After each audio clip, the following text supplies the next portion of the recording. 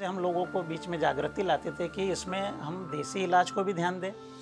फल सब्जी के ऊपर ज़्यादा हमारा ध्यान रहता था कि सब्जियां खाएं। कोई यदि शरीर में बीमारी आई है तो उसको इलाज तो कोई चिकित्सक ही करेगा। जागरूकता लाए लोगों में कि भाई कोई बीमारी हो तो तुरंत हम इलाज करें। देखो आप धागा बंधवाइए, धागा का हम विरोध नहीं कर रहे। आचार्यों की ट्रेनिंग में भी बहुत चुनौतियाँ रहती थी, क्योंकि हम जिनको लाए आचार्य बना करके, एक तो वो गांव का व्यक्ति है, कार्यकर्ता हम जहाँ काम कर रहे हैं उन्हीं गांव में से कार्यकर्ता मिलते हैं। लेकिन एकल विद्यालय चलने से कहीं अध्यापक नियमित जाने लगे, कहीं सरकारी स्कूल नियमित हुए। पहले देखें, सबसे मेन चीज़ हमारी जो है, मुख्य हमारा उद्देश्य रहता है कि धन लेना नहीं, पहले जाके देखा है कार्य। काम देखोगे तो सब कुछ जुड़ जाएगा। व्यक्ति मन से जुड़ेगा तो तन से जुड़ जाएगा, फिर धन भी आ जाएगा।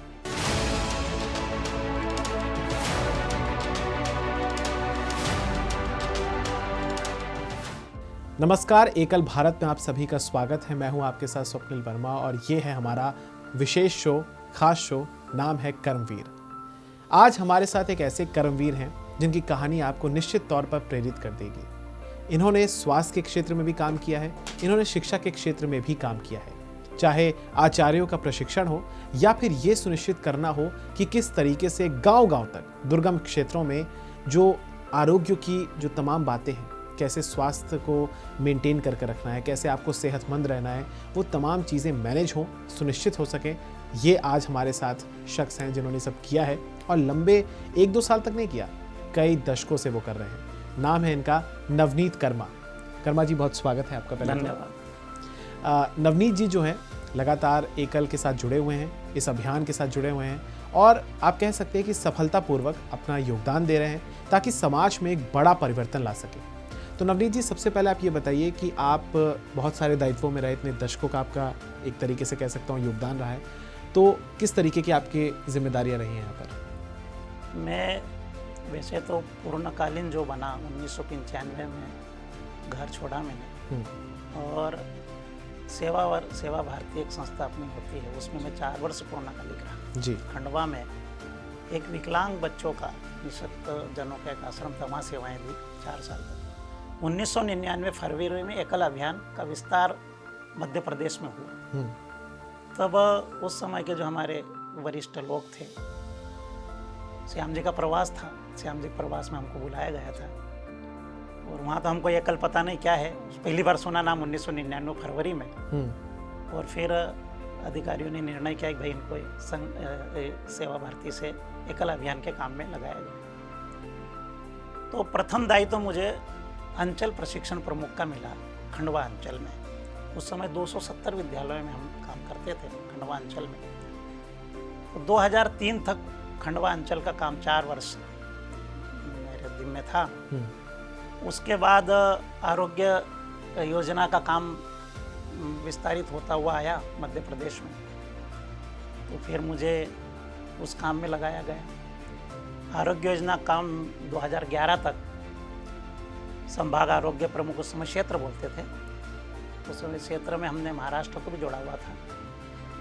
तो महाराष्ट्र, मध्य प्रदेश, 2 राज्यों की जवाबदारी, छत्तीसगढ़, 3 राज्यों की जवाबदारी थी मेरे पास।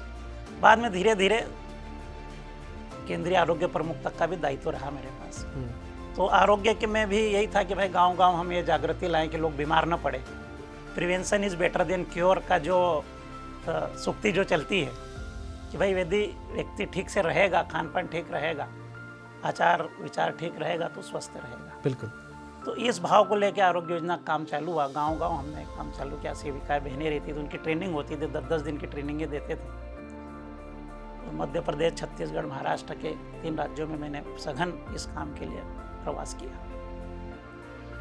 फिर 2011 से मुझे केंद्रीय प्रशिक्षण प्रमुख का दायित्व मिला, जिसमें आचार्यों का प्रशिक्षण और सेवावर्तियों का प्रशिक्षण होता है।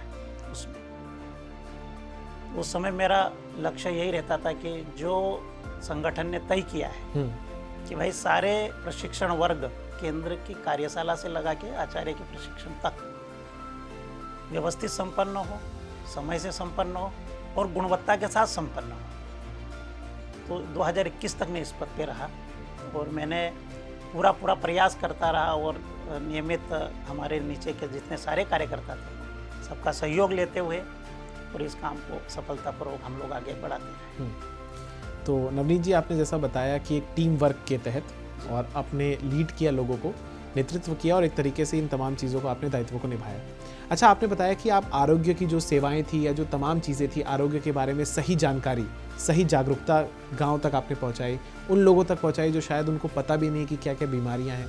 तो क्या चुनौतियां उस समय आई और किन किन साधनों का आपने प्रयोग किया?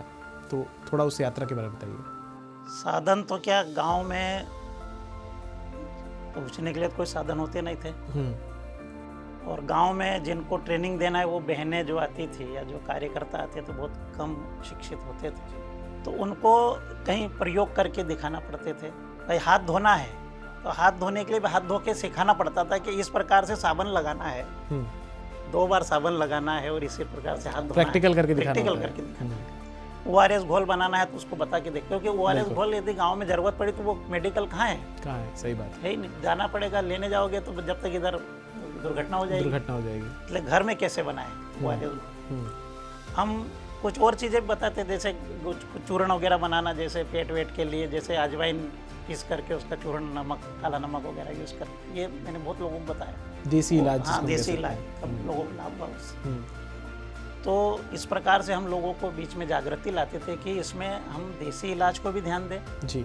फल सब्जी के ऊपर ज़्यादा हमारा ध्यान रहता था कि सब्जियां खाएं, फल खाएं, और भोजन करने से पहले, भोजन बनाने से पहले साफ सफाई का ध्यान रखें, हाथ का धोने का ध्यान रखें। तो ये सारी चीज़ें लोगों को बताते थे और इन्हीं साधनों से लोगों को हम समझाते थे, प्रैक्टिकल करके बताते थे। तो चुनौतियाँ इसमें क्या क्या हैं? जैसे आपने एक का जिक्र किया। चुनौतियाँ तो बहुत थी। चुनौतियाँ क्या थी कि कहीं लोगों को समझा पाना कठिन हो जाता है। हाँ। कितना समझाने के बाद भी मेरा नेचर थोड़ा सा कभी कभार गुस्से वाला हो जाता है, सख्त हो जाता है। हाँ, सख्त हो जाता है। कई बार मैं डांट भी देता था, भाई हम कितनी बार बताते कि हाथ दो, लेकिन आप समझते नहीं, सुनते नहीं। लेकिन फिर भी कहीं ना कहीं ये, क्योंकि कहीं ये चीज़ें पिछले समय से चली आ रही है, आदत ही नहीं है। तो आदत नहीं, आदत पटकना भी एक बहुत बड़ा तपस्या का काम है। बिल्कुल बिल्कुल। जिन्होंने कभी शौचालय से आके हाथ ही नहीं धोया, मतलब साबुन से, उनको आप अभी कहोगे भाई हाथ धोना है साबुन लगा के, तो उसके लिए तो बहुत साधना का विषय हो गया यार, सीखना है उसको भी। तो चुनौतियाँ तो थी। फिर टीकाकरण है, गांव में टीकाकरण हो, सरकारी, ये तो सरकार की व्यवस्था है, बिल्कुल, लेकिन होता नहीं था। तो लोगों को जागरूक करते थे कि नहीं, आपका ये अधिकार बनता है कि जो गांव में जो भी एएनएम वगैरह जिसकी ड्यूटी है वो समय पे आए और ये काम करके जाए। सुनिश्चित आपने सब कुछ किया। ये किया सुनिश्चित। फिर दूसरा ये कि कोई भी बीमारी जैसे होती है तो गांव में पहले कुछ भी वो धागा वागा करेंगे या कुछ एक अंधविश्वास, बलि वली देंगे, कोई बकरा वकरा मुर्गा उर्गा कहेंगे वो, तो उसको हमने दूर करने का बहुत प्रयास किया कि भाई ये कोई यदि शरीर में बीमारी आई है तो उसको इलाज तो कोई चिकित्सक ही करेगा, किसी और के प्राण क्यों लेना। हाँ, तो लोगों को ये जागरूकता लाए लोगों में कि भाई कोई बीमारी हो तो तुरंत हम इलाज करें। देखो आप धागा बंधवाइए, धागा का हम विरोध नहीं कर रहे, जी जी, लेकिन धागा के साथ दवाई भी लीजिए। हाँ, तो इस प्रकार चुनौतियाँ तो बहुत।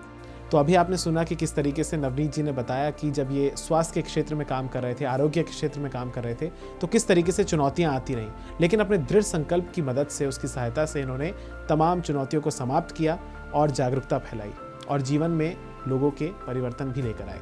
अच्छा नवनीत जी, आपने शिक्षा के क्षेत्र में भी काम किया है, तो आचार्यों के प्रशिक्षण एक बहुत बड़ा काम होता है, क्योंकि जब आचार्य प्रशिक्षित होंगे तभी हमारा जो भविष्य है, बच्चे हैं जो, वो आगे बढ़िया होंगे और प्रशिक्षित होंगे और शिक्षित होंगे। तो उस दौर को समझाइए, क्या चुनौतियाँ आई, किस तरीके से आपने ट्रेनिंग दी, कैसे सब कुछ हुआ? आचार्यों की ट्रेनिंग में भी बहुत चुनौतियाँ रहती थी, क्योंकि हम जिनको लाए आचार्य बना करके जी, एक तो वो गांव का व्यक्ति है, और ऐसा कहावत है भाई बाल्टी में हो जाएगा जो कुएं में होगा। हाँ। कुएं में जैसा पानी होगा बाल्टी में वैसा ही पानी आएगा ना। बिल्कुल। अब उस पानी को यदि आपको पीने योग्य बनाना है तो उसके कई साधन है, कहीं उसके उपाय होते, भाई छानना पड़ेगा, उबालना पड़ेगा, या उसको कुछ ट्रीटमेंट करके पीने लायक बनाना। बिल्कुल। तो ऐसे ही व्यक्ति का है कार्यकर्ता। हम जहाँ काम कर रहे हैं उन्हीं गाँव में से कार्यकर्ता मिलते हैं, और जैसा समाज है, जिस प्रकार का हमारा दिनचर्या है, आचार व्यवहार है, उनका बोलचाल, वैसे ही लोग हमारे बीच में आते हैं। लेकिन उनको संगठन के कार्य करने के लिए तैयार करना पड़ता है। बिल्कुल और ये तैयार करने की जो प्रक्रिया है उसी को प्रशिक्षण कहते हैं। बिल्कुल। अब आचार्य आया है, उसने 8वीं या 10वीं तक पढ़ाई करी, अभी तो हम 12वीं में आ गए कि भाई 12वीं से कम आचार्य नहीं होगा जी, लेकिन प्रारंभ में तो मिलना मुश्किल था। बहुत ज़्यादा। आज 1999-2000 की बात करें हम, तो 8वीं 10वीं मिल जाए वो भी बड़ी बात थी वनवासी क्षेत्रों में। तो हम लाते थे, 8वीं 10वीं आता था। अच्छा, उसने पढ़ाई छोड़ी, उसको 8 साल हो गए, 10 साल हो गए, भूल भी जाते भूल जाते थे। तो सबसे पहले तो उनको ये चीज़ें सिखाना कि भाई कैसे हम अनाराम गिनती पढ़ाएंगे, वर्णमाला पढ़ाएंगे, कैसे भाषा गणित पढ़ाएंगे, ये चीज़ें। फिर हमारा एक सिस्टम अलग है। कहीं गांव के लोग आते तो उनको कई प्रकार की आदतें भी रहती है, कि किसी को बीड़ी पीने की आदत, लेकिन वर्ग में बीड़ी नहीं पी सकता, उसको ध्यान रखना पड़ता था, उसको समझाना पड़ता था, गलती करे तो बताना पड़ता था, ये हमारे यहाँ नहीं चलता। हमारे हम आप आचार्य बने, आचार्य का मतलब क्या होता है? हमारे आचरण से शिक्षा देना। बिल्कुल। तो उसको समझा करके उनको इस प्रकार से फिर हम कई लोगों को उन चीज़ों से दूर भी किया। कई लोग ऐसे रहते थे कि अब गांव में है तो दारू वारू का भी व्यवहार करते थे जी, लेकिन हम जब हमारे संपर्क में वर्गों में आए तो उन लोगों ने उन चीज़ों को छोड़ा कि नहीं, अब हम आचार्य बन गए तो अब हम जो है इस चीज़ का जो गलत चीज़ें हैं इनका सेवन नहीं करेंगे। अपना आचरण ठीक रखना। आचरण ठीक रखो, सबसे पहली बात। फिर दूसरी बात कि अभी तक तो गांव के लोग उसको ऐसे ही समझते थे, अरे ऐसे ही है, क्या करेगा ये, लेकिन उसको स्थापित करना गांव में कि नहीं, अब ये वो नहीं रहा जो पहले था। तो उसके गांव में जाना, गांव के लोगों से मिलना, गांव के लोगों के साथ बैठक करना और उस बैठक में उस व्यक्ति का, उस आचार्य का सम्मान करना, मतलब उसको अपनी भाषा से, बोलचाल से, शब्दों से उसको उनके बीच में स्थापित करना, सम्मानित करना। जब लोग मानते थे कि नहीं, ये लड़का जो है अब हमारे बच्चों को ठीक से पढ़ाएगा, शिक्षा देगा, और ये जो है वो कर्मवीर है। हाँ, कर्मवीर, तो बहुत परिवर्तन आया। और इससे मैं बताऊं, केवल गांव के लोग ही नहीं, ऐसे स्कूल सरकारी जो थे तो सही, एक शिक्षक है लेकिन आता ही नहीं है, हफ्ते में एक दिन आता है। एक गांव में मैं आपको उदाहरण दूं, एक गांव में हम गए, वो इंटीरियर कर, तो वहाँ बैठे थे, हमने पूछा भाई यहाँ स्कूल में सरकारी अध्यापक जी कब आते हैं? बोले उस गांव में कोई पढ़ा लिखा व्यक्ति नहीं था। तो बोले भाई साहब, उन्होंने उनकी भाषा में बोले, यहाँ साल में 2 बार आता है और जिस दिन वो आता है उस दिन झंडा लगाता है, मतलब 26 जनवरी 15 अगस्त तो कोई टीचर आता था, बाकी नहीं आते थे। तो ये स्थितियाँ थी। लेकिन एकल विद्यालय चलने से कहीं अध्यापक नियमित जाने लगे, कहीं सरकारी स्कूल नियमित हुए कि भाई नहीं भाई, जब गांव का एक 300 रुपया लेकर के काम करने वाला आचार्य यदि गांव के बच्चों को पढ़ा सकता है तो मैं तो अभी हजारों में तनख्वाह ले रहा हूँ। बिल्कुल बिल्कुल। फिर गांव के लोग भी जागरूक हुए। गांव के लोगों ने उन अध्यापकों को रोका, पूछा कि सर आप क्यों नहीं आते, आपको तो इनसे ज़्यादा मिलता है। तो कहीं आचार्य, कहीं टीचर हमारे सहयोगी बने, उनको भी अच्छा लगा कि देखो हमारे में भी ये भावना जागरूक हुई कि हम भी हमारे गांव के बच्चों को जाके पढ़ाएं। तो ये काम भी एकल अभियान ने किया है। तो नवनीत जी ने जो कुछ आपको बताया उसमें एक चीज़ मेरे को समझ में आई कि एक तो दृढ़ निश्चय और दूसरा अनुशासन।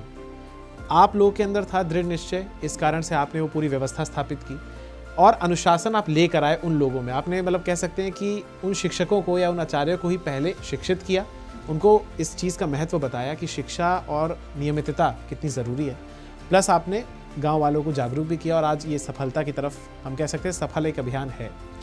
तो अंत में एक संदेश अगर आप हमारे दर्शकों को देना चाहें, युवाओं को देना चाहें, खास तौर पर क्या देना चाहेंगे? मैं युवाओं को यही संदेश दूंगा कि अभी वर्तमान समय में बहुत सारी संस्थाएं काम करती हैं, लेकिन एकल अभियान जैसी संस्था में आप आइए, देखिए, गांव-गांव जाइए, और गांव-गांव जब आप जाओगे और देखोगे कि क्या काम एकल कर रहा है, तब आपको विश्वास बढ़ेगा। मेरे कहने से कितना विश्वास होगा अलग बात है, लेकिन जब स्वयं अपनी दृष्टि से जाके देखेंगे तो आप लोगों के मन के अंदर ये भाव निश्चित जागृत होगा कि एकल अभियान बहुत अच्छा काम कर रहा है और हमको इस काम में तन मन से लगना चाहिए। और जो बाकी आर्थिक सहयोग कर सके वो भी आए, वो भी सहयोग करे, इसमें जुड़े, वो भी जाके देखें, पहले देखें। सबसे मेन चीज़ हमारी जो है, मुख्य हमारा उद्देश्य रहता है कि धन लेना नहीं, पहले जाके दिखाएं कार्य। बिल्कुल। काम देखोगे तो सब कुछ जुड़ जाएगा, व्यक्ति मन से जुड़ेगा तो तन से जुड़ जाएगा, फिर धन भी आ जाएगा। तो तन मन धन से जुड़े लोग यही मेरी संदेश है सब लोगों के लिए। तो ये थे हमारे साथ हमारे कर्मवीर नवनीत जी, नवनीत कर्मा जी। अंत में करूँगा एक बात से जो कि मेरे बुज़ुर्गों ने बताई कि एक बार माँ भारती ने पूछा उनसे सपने में आकर कि तुम इतना क्यों कहते हो कि भाई तुमने क्या दिया, देश ने क्या दिया, क्या दिया, क्या दिया। कभी खुद से भी तो पूछो कि तुमने देश को क्या दिया। तो नवनीत कर्मा जैसे जो हमारे पास कर्मवीर हैं, एक शानदार, एक बेहतरीन उदाहरण है कि जब ये बच्चे थे तो इन्होंने धरती माँ से लिया, माँ भारती से लिया, और अब ये रिटर्न में अपने योगदान से, अपने जो कुछ भी इन्होंने शिक्षा दीक्षा हासिल करी उससे कमाया हुआ जो धन है, उन तमाम चीज़ों से तन मन धन के साथ ये योगदान कर रहे हैं और एकल अभियान के साथ जुड़कर एक तरीके से इसे सफलतापूर्वक पूरा भी कर रहे हैं और भारत के निर्माण में अपना महत्वपूर्ण योगदान दे रहे हैं। फिलहाल इस इंटरव्यू में इतना ही। जल्दी आपके साथ फिर से हाजिर होऊंगा एक नए कर्मवीर के साथ जिनकी कहानी आपको प्रेरित करेगी। फिलहाल इजाज़त दीजिए। इस वीडियो को ज़्यादा से ज़्यादा शेयर करिएगा और हमारे चैनल को सब्सक्राइब करिएगा। नमस्कार। नमस्ते।